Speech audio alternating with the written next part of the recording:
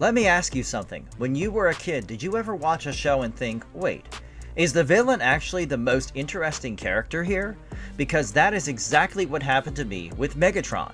And the funny thing is, it wasn't just one Megatron, it was dozens of them. Each version across cartoons, comics, and games telling a completely different story about who this robot is and what broke him. A gladiator, a revolutionary, a best friend turned worst enemy. A warlord so dangerous he accidentally killed an entire planet. The character has been around since 1984, and writers still can't stop finding new ways to reinvent him. So today we are going to do something I've wanted to do for a long time, going through every single major version of Megatron from the very beginning to right now. Let's get to it! Transform!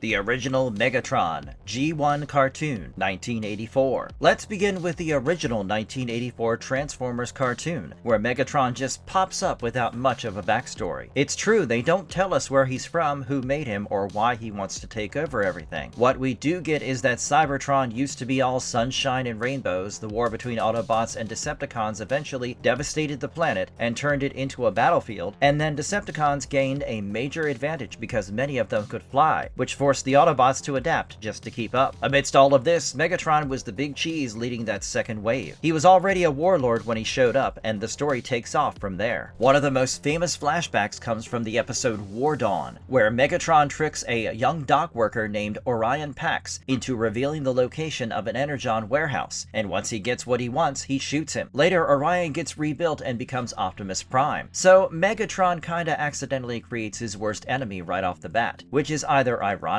or just plain dumb, depending on how you see it. What particularly interests me about this version of Megatron is his thing with his troops, especially Starscream. Starscream's always running his mouth, telling Megatron he sucks and should be replaced, even in the middle of fights. But Megatron puts up with it because Starscream's too useful to get rid of. Their relationship is the funniest part of the show. Frank Welker's voice makes Megatron sound so tired and over it, like he's dealing with an employee he can't fire. Also, his alt mode is a Walther P-38 handgun that other Decepticons hold and fire. The weird part is the size. Megatron is a 30-foot robot, but when he transforms, he somehow shrinks into a normal handgun that Starscream can hold in one hand. Fans later started calling this mass shifting, and it's still one of the franchise's strangest quirks. Megatron's story in the cartoon wraps up in the 1986 Transformers movie. He and Optimus Prime have this huge fight at Autobot City on Earth. Optimus dies, and Megatron's left almost dead. Unicorn finds him floating in space and offers him a new body if he works for him. Megatron says yes and gets rebuilt as Galvatron. Then he immediately kills Starscream at his coronation, which everyone thought was great.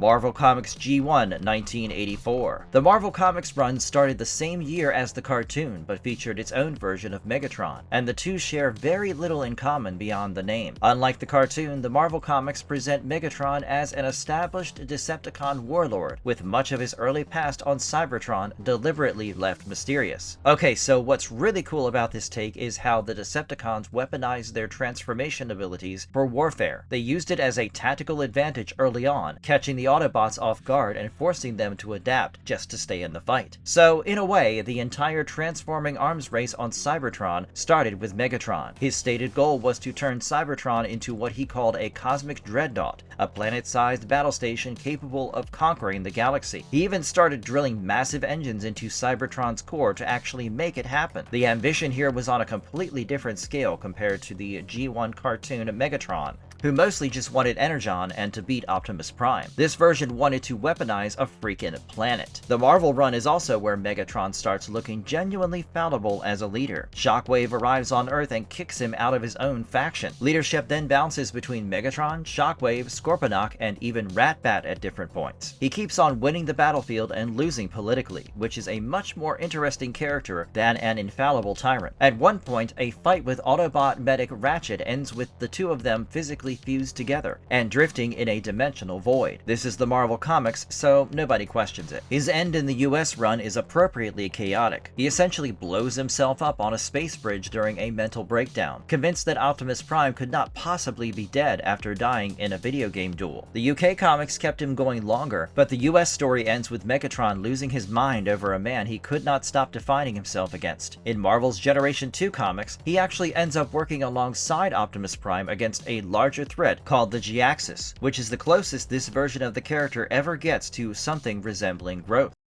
Transformers: The War Within, 2002. If you were a Transformers fan in 2002, the War Within comic series hitting shelves was a genuinely big deal. Dreamwave had just brought back the old G1 stuff, and Don Figueroa's artwork was just amazing. It was totally different from anything we'd seen before in Transformers. These were the Cybertron designs before they ever got to Earth, all blocky and weird, and for the first time they actually looked like robots that had never even seen a car. And Simon Furman wrote it, who basically shaped the G1 comics in the UK for ages, and he just understood the whole Transformers story better than almost anyone ever has. The story picks up right at the start of the Great War, when Optimus Prime has just been chosen as the new Autobot leader and is being thrown into absolute chaos immediately. Megatron is already a warlord with an army. His gladiator background gets its first mainstream treatment here, though it was actually a tiny obscure reference buried in Marvel UK years before. Bierman found it and pulled it forward. Every single origin story after this used it, which tells you how well it landed. What Megatron wants in this story is the Matrix of Leadership, which is sitting in Optimus Prime's chest. His plan is to use its energy to activate enormous planetary engines he has secretly been building inside Cybertron's core, physically converting the entire planet into a mobile battle station. The cosmic dreadnought idea from the Marvel Comics finally given room to breathe properly. The story gets strange in the final act. Megatron and Optimus fight inside a vision generated by the Matrix, and Megatron glimpses something, a flash of what appears to be future events. He comes out of it with amnesia, unable to remember what the war was originally about or what he saw. He knows something happened inside that vision, he just cannot access it. Unfortunately, Dreamwave never resolved it. The company went bankrupt in 2004, shutting down mid-story across multiple titles. The third War Within volume, Age of Wrath, got 3 issues out before everything stopped. Megatron was still suffering from amnesia in the final published issue, and with Dreamwave collapsing soon after, readers never got to see how that storyline was meant to resolve. That unresolved thread is one of the most genuinely frustrating loose ends in Transformers history, and I say that as someone who has thought about it way more than is healthy. The War Within's legacy is massive though. Don Figueroa's pre-Earth designs became the template for Cybertronian aesthetics going forward, which brings us to our next entry.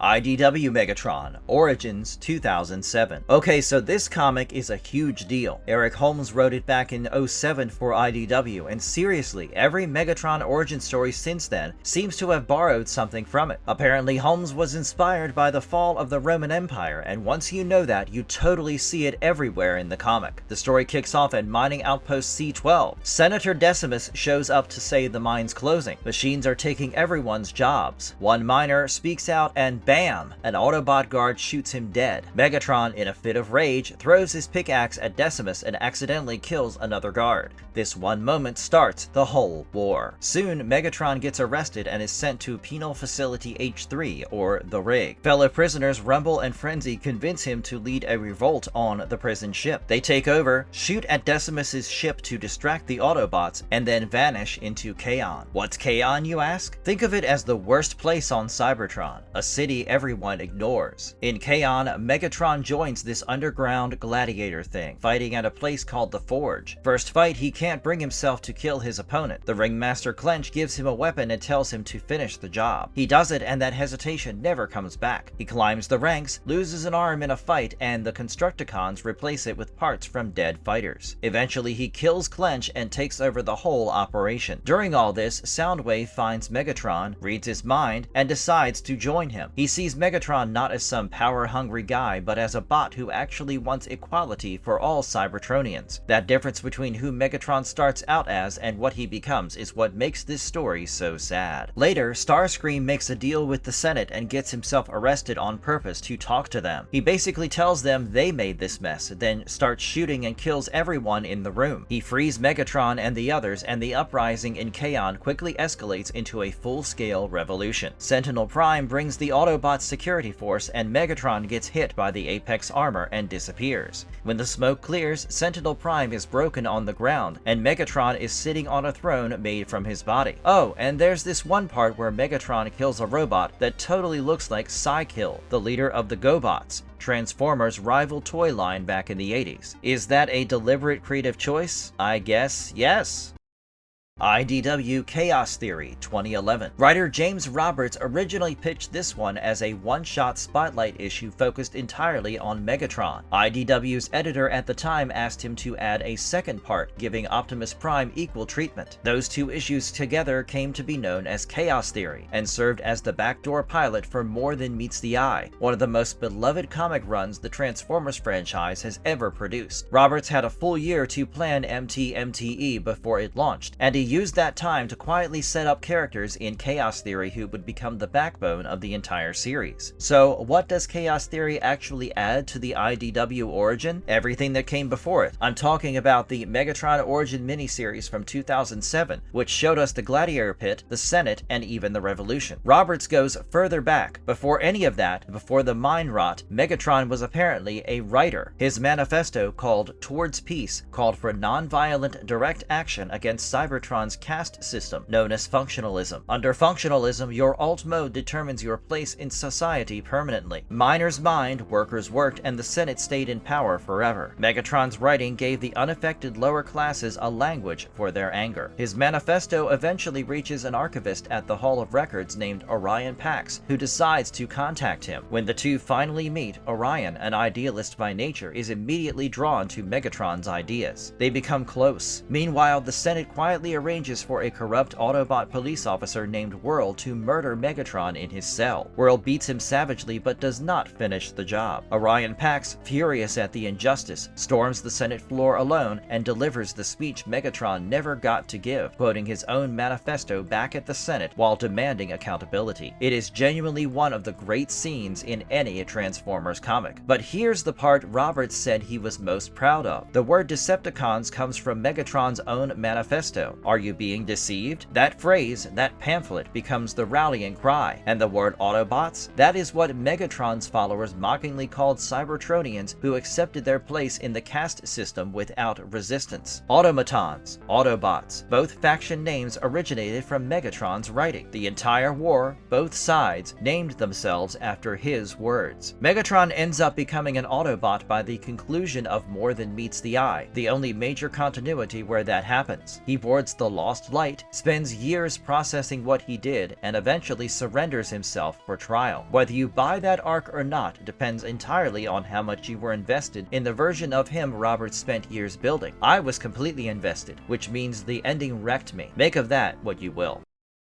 Aligned Continuity and Transformers Prime 2010. The Aligned Continuity, launched in 2010, was Hasbro's attempt to unify its games, novels, and cartoons under a single consistent Megatron story. The novel Transformers Exodus and the cartoon Transformers Prime are the main pillars of it, and this is something the franchise had only explored in a few versions before, but never as the central origin. It's the fact that Megatron and Optimus Prime were best friends before the war. That's true. So here, Megatron begins his story as a miner from Cybertron's lower castes. Not exactly a glamorous start. Then he enters the fighting pits in Kaon and renames himself Megatronus, after one of the original 13 primes. He begins to speak out against the caste system on the network. Orion Pax, who works as an archivist, hears these broadcasts and gets in touch with him. They bonded like actual brothers. Interestingly, Alpha Trion, an old Autobot who personally knew the original Megatronus Prime, hopes Orion's calm personality personality will chill Megatronus out. It's a small thing, but it shows how the older bots saw their relationship. Then comes the moment the whole continuity hinges on. They appear before the High Council together. Megatron threatens the Council directly, demands to be named the next Prime, and makes it clear he will overthrow them if they refuse. Orion steps up and delivers a calm, persuasive speech about autonomy and social change that moves the Council completely. They name Orion Pax as the new Prime on the spot. Megatron, who inspired that speech, who educated Orion, who brought him into this fight, watches his protege receive the title he came there to claim for himself. Okay, so what's cool about Transformers Prime is how this one event colors every single fight between Optimus and Megatron. There's this deep hurt that runs underneath everything. Megatron just can't get over it. Even in private, he refuses to call Optimus Prime, sticking with Orion Pax throughout the whole series. Seriously, that one little thing tells you more about their characters than a lot of origin stories even come close to. His end in Transformers Prime is genuinely surprising. I mean, after being the big bad for 3 whole seasons, Unicron takes over his body in the last episode. It's wild. Then, get this, Megatron gets himself back, kicks Unicron out, and then he just leaves. He sees all the damage the war did to Cybertron and is just over it. He just flies off into space, telling Optimus Prime that Unicron accidentally showed him what a real tyrant looks like. Now, whether you buy that he changed or not probably depends on how much you paid attention to the show. I think it works though. The dude who started a war because he didn't want to be told what to do ends up choosing to just not fight anymore. It's pretty deep.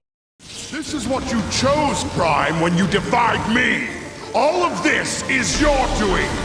Optimus! Megatron!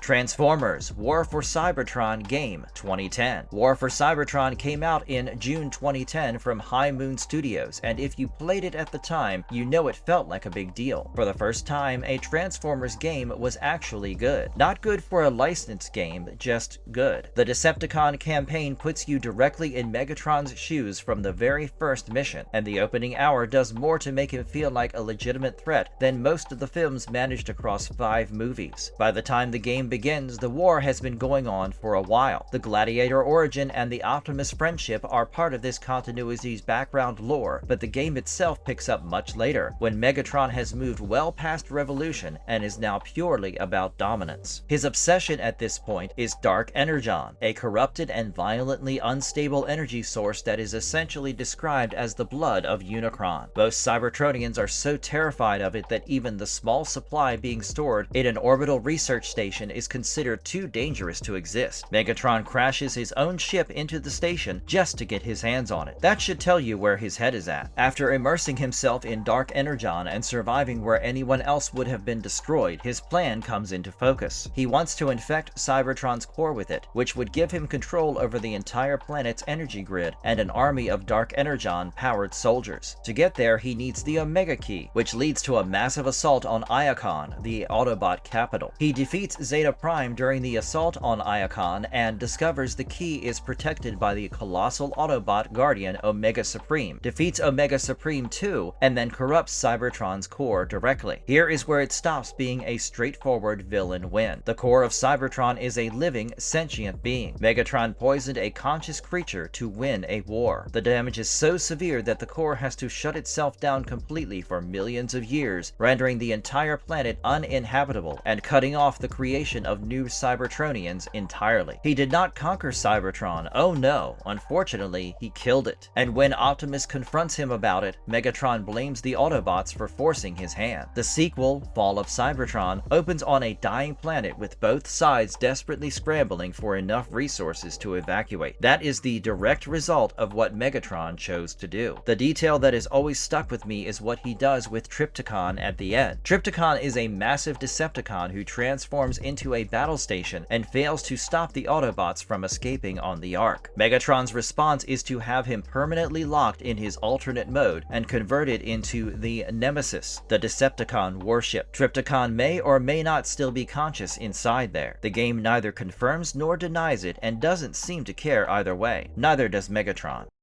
Michael Bay movie franchise, 2007. Now it's time to address the elephant in the room, or more accurately, the 30-foot alien robot frozen under the Hoover Dam. Bay's Megatron has a proper backstory, but the movies themselves barely bother to tell it. Most of what we know comes from the prequel comics and the Defiance tie-in series rather than anything that made it to the screen. On Cybertron, Megatron rose to power as a feared gladiator and military leader, while Optimus, then known as Orion Pax, was an archivist and scholar who would later become a Prime. Megatron eventually falls under the influence of the ancient Prime known as the Fallen, who becomes his mentor and pushes him toward conquest. Soon, obviously, Megatron falls for it completely. The war starts, the Allspark gets launched into space to keep it away from him, and Megatron chases it alone across the galaxy, crashes in the Arctic around 10,000 BC, and gets frozen in the ice for thousands of years. A polar explorer named Archibald Witwicky accidentally stumbles into his frozen cave in 1896 and triggers Megatron's navigation system, which burns the Allspark's coordinates directly onto his glasses and drives the poor man partially insane. The US government eventually finds Megatron, drags him to the Hoover Dam, keeps him frozen, and reverse engineers his technology to kickstart the entire modern technological era. The internet, mobile phones, all of it. That detail is genuinely interesting, and the movies do almost nothing with it. The first film ends with Sam Witwicky shoving the Allspark into Megatron's chest, killing him. He gets dumped in the Laurentian Abyss. The Decepticons fish him out in the second film using an Allspark fragment, and this is where things get messy. Revenge of the Fallen retcons him into being the Fallen's loyal apprentice and second in command, which essentially demotes him from main villain to middle management. He spends most of that film taking orders. After the Fallen dies, Megatron just sort of flies away, which is not a great look. By Dark of the Moon, he has teamed up with Sentinel Prime behind everyone's backs, planning to use a space bridge to bring Cybertron into Earth's orbit and enslave humanity to rebuild it. That plan falls apart too. Optimus kills Sentinel, and then Megatron, right at the end, offers a ceasefire. Optimus kills him anyway. Hugo Weaving voiced him across the first 3 films, and his performance is the best thing about the movie by a significant distance. He sounds genuinely ancient and contemptuous in a way that the design never quite earns on its own. When Frank Welker took over from Age of Extinction onward, Megatron became even less interesting, which felt impossible until it happened.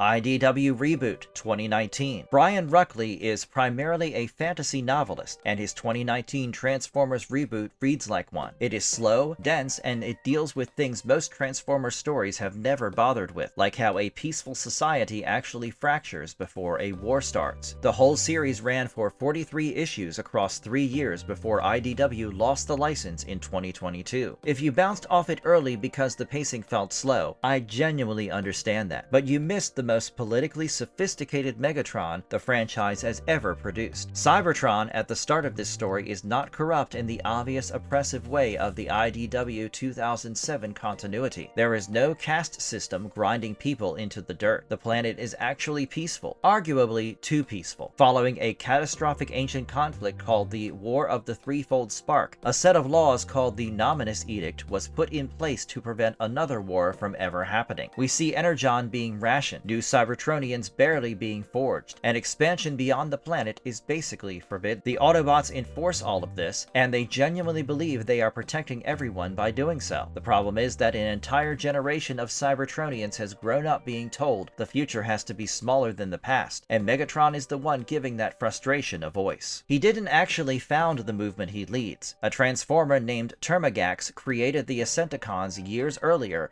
as a push for reform, but eventually concluded that meaningful change through the existing system was impossible and walked away from it entirely. Megatron took the mantle from her, brought Soundwave and Shockwave into the fold, and built the Ascenticons into something with real political weight. He also secretly founded the Rise, a terrorist splinter group that Shockwave ran, giving him plausible deniability while chaos mounted on the streets. Classic political playbook stuff. What makes this version genuinely uncomfortable to read is that his grievances are legitimate for most of the run. Okay, so the Autobots Autobots are kind of messing things up back on Cybertron. The old leaders are keeping all the power to themselves, and everyone's forgetting about the colonies. Slowly, you realize that Megatron isn't really trying to make things better anymore. The whole reforms thing, it's just a way for him to get what he wants, that is, absolute control. And at some point, helping people and taking over just don't mix. It comes to a head in issue 23. Megatron is on the Senate floor giving a speech, and Sentinel Prime has the exits locked, planning to arrest him and end the Decepticons politically. Megatron figures what is happening mid-speech, pivots completely, and tells the Senate directly that he has been deceiving them, that he has been waiting for exactly this moment. He embraces the name Decepticons, which Sentinel had been using as an insult, and the war starts right there in the chamber. IDW lost the license before Ruckley could finish the story properly. The concluding one-shot, Fate of Cybertron, wraps things up, but it is clearly not the ending anyone planned. Another unfinished Megatron story. At this point, it feels like a tradition. Skybound Energon Universe 2023. The Skybound Transformers series launched in October 2023 with Daniel Warren Johnson writing and drawing it, and the book immediately felt different. Grittier, more violent, consequences that actually stuck. Characters who died stayed dead. When Johnson left after issue 24, Robert Kirkman, the man behind The Walking Dead, took over as writer with issue 25. The tone stayed consistent, which matters for a series that had already set a very specific mood. Megatron is not even in the first issue. The Ark has crashed on Earth, the Decepticons are in civil war without him, Starscream is making moves, and everyone is wondering what happened to their leader after he got blasted off the ship before it hit the planet. That absence hangs over the entire first arc. When he finally shows up at the end of issue 18, having apparently walked out of wherever he had been, he takes back command in about 4 pages and makes it very clear that whoever ran things in his absence did a terrible job. He then rebuilds Starscream specifically to beat him half to death as a message to everyone else. Welcome back, Megatron. Issue 19 gives us the origin flashback. A quintesson named Desimir kidnaps Megatron before the war and brings him to what is presumably the planet Quintessa. Megatron wakes up with no memory of how he got there. Desimir tells him he has been selected for a great trial and promptly unleashes a horde of Sharkticons on him. Megatron fights them off. Then Desimir unleashes the Mechanocore, a massive mechanical dragon which kills Megatron in one hit. Then Megatron wakes up again, completely rebuilt, and the whole thing repeats. This happens over 500 times. By the end of it, Megatron's arrogance is gone. The trial is not testing his strength, it is destroying his sense of self completely, then rebuilding him into something else. Desimir has a device on his chest that looks exactly like the Matrix of Leadership, but functions as a control mechanism. At the end of it all, a mysterious voice tells Megatron it was always his destiny to lead Cybertron, and he is granted his gun mode and the power to control the will of others. The identity of the voice is not confirmed, but given what Skybound has been doing with the quintessence across the whole Energon universe, the implication is something ancient and cosmic behind Desimir pulling the strings. The long-term effects of this show up in issues 28 and 29, the most recent issues out right now. Megatron keeps getting hit by waves of pink energy mid-battle, dissociating completely, screaming for Desimir while his own troops try to physically restrain him. Whatever was done to him in those 500 trials, the damage is not finished yet. In issue 28, he finds Trailbreaker alone in a forest and crushes his head, tears the body apart, and eats his spark. He tells the watching Decepticons, some horrified, Skywarp visibly delighted, that this is how they deal with Autobots from now on. Permanent death. In issue 29, Optimus arrives at the scene while Megatron is still draining Trailbreaker's energon and attacks immediately. They fight properly for the first time in the run. Megatron nearly kills him, gets hit by another dissociation wave, and the Decepticons use the distraction to pull a retreat. The story is still going. Nobody knows where this version of Megatron ends up yet. That is either exciting or frustrating depending on your relationship with ongoing comics. I find it exciting, partly because Kirkman writing a Megatron who is simultaneously the most physically dominant version of the character we have seen in years, and also visibly being destroyed from the inside side is a genuinely interesting tension to sustain. We just have to see if they can hold it. 40 years on, and writers still keep finding new angles to Megatron. That says a lot about the character, right? Sometimes he's the battle-hardened tyrant barely tolerating Starscream's constant scheming. In other versions, he's the revolutionary whose ideas end up shaping both sides of the war, whether he meant to or not. And then there are stories where he's something far darker, like the version roaming a forest and devouring Autobot sparks, while even his own troops watch in uneasy silence. No matter the continuity, there always seems to be another layer to uncover. Anyway, that's me done for today. If you've got a favorite version, throw it in the comments. I am genuinely curious where people land on this one. And if you're new here, stick around because this is the kind of rabbit hole we go down regularly. Like, subscribe, all that good stuff. See you in the next one.